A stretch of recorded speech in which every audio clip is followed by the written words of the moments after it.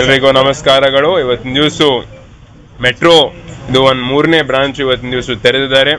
ನಾನು ವಿಶೇಷವಾಗಿ ಅವರಿಗೆ ನಾನು ಅಭಿನಂದನೆಗಳನ್ನು ನಾನು ಸಲ್ಲಿಸುತ್ತೇನೆ. ಒಳ್ಳೆ ರೀತಿಯಲ್ಲಿ ಸೇವೆ ಸಲ್ಲಿಸಲಿ, ಕೆಲಸ ಮಾಡಲಿ. ಯಾಕಂತಂದ್ರೆ ಎಷ್ಟು ಬಿಸ್ನೆಸ್ ಮುಂದೆ ಬರುತ್ತೆ, ಎಷ್ಟು ಮೇಲ್ ಬರುತ್ತೆ, ಅಷ್ಟು ನಮಗೆ ನಮ್ಮ ಎಕಾನಮಿಗೆ ಒಳ್ಳೇದಾಗುತ್ತೆ, ಜನರಿಗೂ ಅನುಕೂಲ ಆಗುತ್ತೆ. ಯಾಕಂದ್ರೆ ಕನ್ಸ್ಯೂಮರ್ಸ್ ಏನಿದ್ದಾರೆ ಅವ್ರಿಗೆ ಎಷ್ಟು ಚಾಯ್ಸ್ ಸಿಗುತ್ತೆ, ಅಷ್ಟು ಕಾಂಪಿಟೇಷನ್ ಎಷ್ಟು ಆಗುತ್ತೆ, ಅಷ್ಟು ಅವರಿಗೂ ರೇಟು ಒಳ್ಳೇದು ಸಿಗುತ್ತೆ, ಅಷ್ಟು ಕ್ವಾಲಿಟಿ ಒಂದು ಚೆನ್ನಾಗಿ ಸಿಗುತ್ತೆ.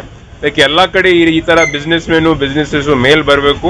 ಅದಕ್ಕೆ ನಾನು ವಿಶೇಷವಾಗಿ ಅವರಿಗೆ ಅಭಿನಂದನೆಗಳು ಸಲ್ಲಿಸ್ತೀನಿ. ಅದ್ರ ಜೊತೆ ಎಲ್ರಿಗೂ ನನ್ನ ವತಿಯಿಂದ ದಸರಾ ಹಬ್ಬದ, ನವರಾತ್ರಿ ಹಬ್ಬದ ಹಾರ್ದಿಕ ಶುಭಾಶಯಗಳನ್ನು ಸಲ್ಲಿಸುತ್ತೇನೆ. ಈಗಾಗಲೇ ಎಲ್ಲ ಕಡೆ ಬಹುಶಃ 30 ವರ್ಷದಲ್ಲಿ ಮೊದಲನೇ ಬಾರಿಗೆ ಎಷ್ಟು ಮಳೆ ಬಂದಿದೆ. ಅದಕ್ಕೆ ಈಗಾಗಲೇ ಎಲ್ಲ ಕಡೆ ರಿವ್ಯೂ ಮೀಟಿಂಗ್ ಕೂಡ ಮಾಡ್ತಾ ಇದೀವಿ.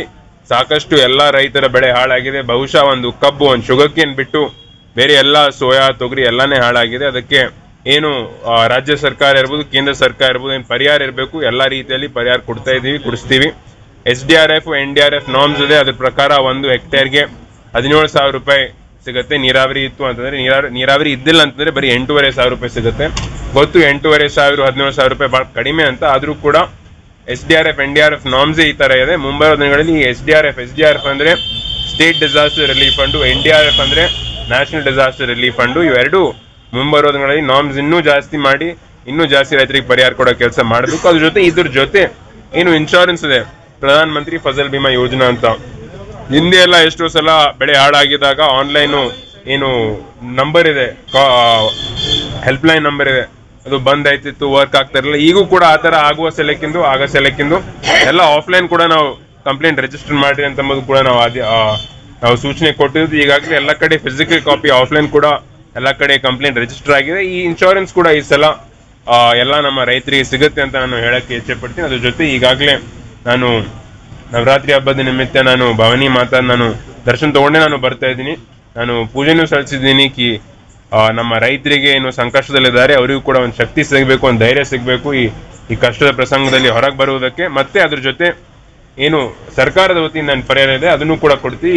ಇವತ್ತೇ ಕೂಡ ಹೀಗೆ ಕೂಡ ಜಿಲ್ಲಾ ಉಸ್ತುವಾರಿ ಸಚಿವರಾದ ಈಶ್ವರ್ ಖಂಡ್ರೆ ಸಾಹೇಬರು ಹಾಗೂ ನಮ್ಮ ಮುನ್ಸಿಪಾಲಿಟಿ ಮಿನಿಸ್ಟರ್ ಆದ ರಹೀಂ ಖಾನ್ ಸರ್, ಮುಖ್ಯಮಂತ್ರಿ, ನಮ್ಮ ಜನಪ್ರಿಯ ಮುಖ್ಯಮಂತ್ರಿಗಳಾದ ಸಿದ್ದರಾಮಯ್ಯ ಸಾಹೇಬ್ರಿಗೆ ಹೋಗಿ ಭೇಟಿ ಮಾಡಿ ನೀವೊಂದು ಏರಿಯಲ್ ಸಮೀಕ್ಷೆ ಮಾಡ್ರಿ ಅಂತ ಮನವಿ ಮಾಡಿಕೊಟ್ಟಿದ್ದಾರೆ. ಅದ್ರ ಜೊತೆ ವಿಶೇಷ ಒಂದು ಸ್ಪೆಷಲ್ ಪ್ಯಾಕೇಜ್ ಕೂಡ ಬೀದರ್ ಜಿಲ್ಲೆಗೆ ನೀವು ಕೊಡ್ರಿ ಅಂತಂಬುದು ಕೂಡ ಅವ್ರು ಮನವಿ ಕೊಟ್ಟಿದ್ದಾರೆ. ನಮಗೂ ಕೂಡ ಪೂರ್ತಿ ನಂಬಿಕೆ ಇದೆ ಅವರು ಒಳ್ಳೆ ರೀತಿಯಲ್ಲಿ ಸ್ಪಂದನೆ ಮಾಡಿ ನಾವು ಯಾವುದೇ ರೀತಿಯಲ್ಲಿ ಯಾರಿಗೂ समस्या ನಾವು ಎಲ್ಲ ರೀತಿಯ ಸಮಸ್ಯೆನ ಬಗೆಹರಿಸ್ತೀವಿ. सर, महाराष्ट्र से पानी छोड़ा गया था, क्या आप केंद्र सरकार से मांग करेंगे?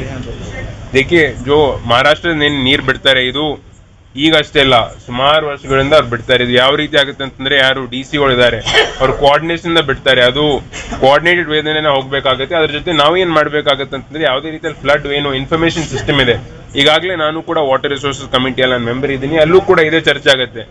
ಫ್ಲಡ್ ಬಂದಾಗ ನಮಗೆ ಇನ್ಫಾರ್ಮೇಶನ್, ನಮ್ಗೆ ಮುಂಜಾಗ್ರತೆ, ನಮ್ಗೆ ಏನು ನೋಟಿಸ್ ಇರಬೇಕು, ಅದು ಇನ್ನೂ ಜಾಸ್ತಿ ನಾವು ಇಂಪ್ರೂವ್ ಮಾಡ್ಬೇಕಂತ ನಮ್ಮ ರೈತರಿಗೆ ಏನು IMD ಇದೆ, ಇಂಡಿಯನ್ ಮೀಟರಲಾಜಿಕಲ್ ಡಿಪಾರ್ಟ್ಮೆಂಟ್, IMD ಅಧಿಕಾರಿಗಳ ಜೊತೆನೂ ಚರ್ಚೆ ಮಾಡಿದೀನಿ. ಅವರು ಕೂಡ ಯಾವ ರೀತಿ ಇನ್ಫಾರ್ಮೇಶನ್ ನಾವು ಜನರಿಗೆ ಮುಟ್ಟಿಸಬೇಕು.